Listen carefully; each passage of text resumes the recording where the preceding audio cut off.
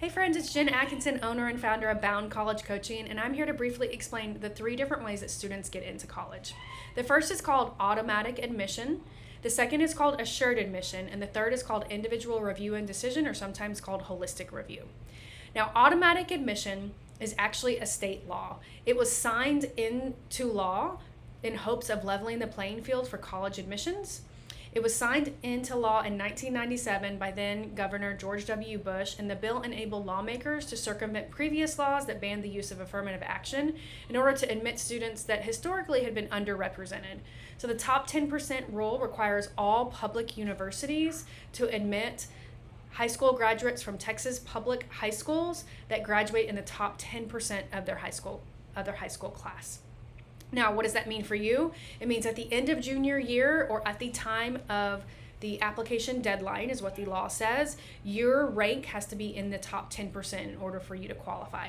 Now, there are some exceptions to this law, and that is UT Austin. They are all the way to the top 6%, and there's lots of reasons behind that, but they have convinced lawmakers that they are at the top 6% is where their line is for auto admits, and every other Texas public university is still at the top 10%. You do have to submit an on-time application. You have to submit all the required materials on time, just like anyone else. But the biggest misconception about auto admit is that you don't get your first choice major, even at UT Austin. So there are some schools that their admissions process is not to the university as a whole. It's actually to the individual seats within the different colleges within the university. So specifically at UT Austin, you're actually only guaranteed a seat in the College of Liberal Arts. So if you don't want to be a College of Liberal Arts major, then you're actually competing for that business spot, architecture spot, communications spot, STEM related spot. You're actually competing with that spot just like everybody else. So automatic admission, it's actually the most widely known way that students get into college, but 90% of us are not going to qualify for this category. Now, the next thing that I just want to mention is that valedictorians actually get a tuition waiver for their entire freshman year at any Texas public school. If you are valedictorian, this is also state law. Any accredited charter, private, public school, if you graduate as the number 1 ranked student in your class, then you actually get free tuition for 1 year, which is pretty cool. Now, the next category is called assured admission. Assured admission is similar to automatic admission, except it's going to take into account 2 factors, and that is your rank, or sometimes summarized by your quartile, plus a corresponding SAT or ACT score. So the thought of this is that if your rank is higher, the score that you need to get in for a guaranteed spot is lower. And if your rank is or quartile is lower, then the score that you need to obtain in order to get guaranteed admissions is lower. Now, not every school participates in this. This is not state law. So some of the schools that have your very small or unhealthy acceptance rates are not going to participate in the assured admissions category, but there are plenty of really great schools that do. Here's an example of 2 schools within the state of Texas and their assured admissions criteria. So if you notice, even their assured admissions criteria is vastly different. But if you take the class rank on the left side of every single one of these images, and then you look at the ACT or SAT score, if you find your rank or where you fall within that, and then you make the score that is in the middle or on the right, whether it's ACT or SAT, then you're actually guaranteed a spot into the university.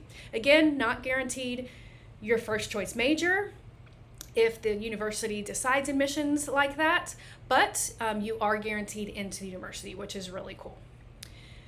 Now, the last way that students actually gain admittance into college is called individual review and decision, or sometimes called holistic review.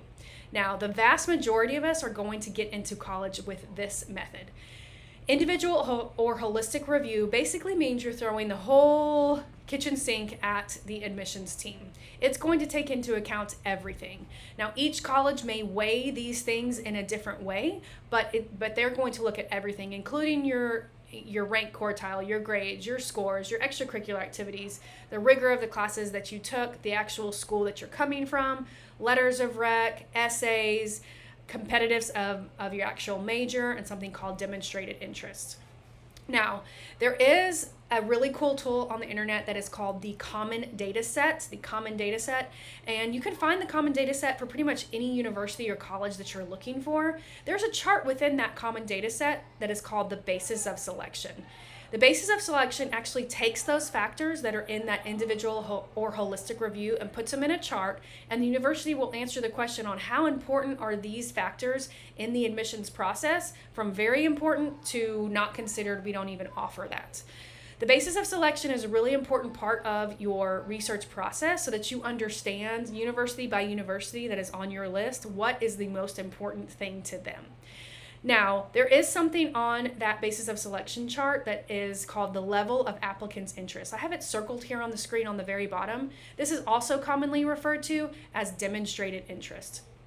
If a school that you are applying to has that level of applicants' interest is anything in the considered to very important category, then you want to start making a connection with that university as soon as you can.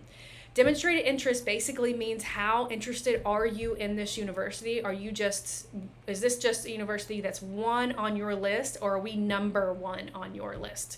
Universities are trying to protect something called their yield rate, but they're trying to really gauge, if we say yes to you, are you going to say yes back to them?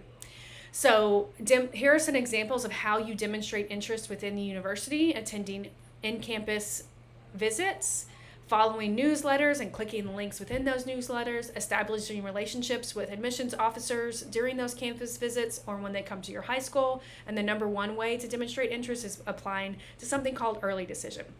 Check out my other videos on YouTube because we'd love to get a chance to help your family through this process.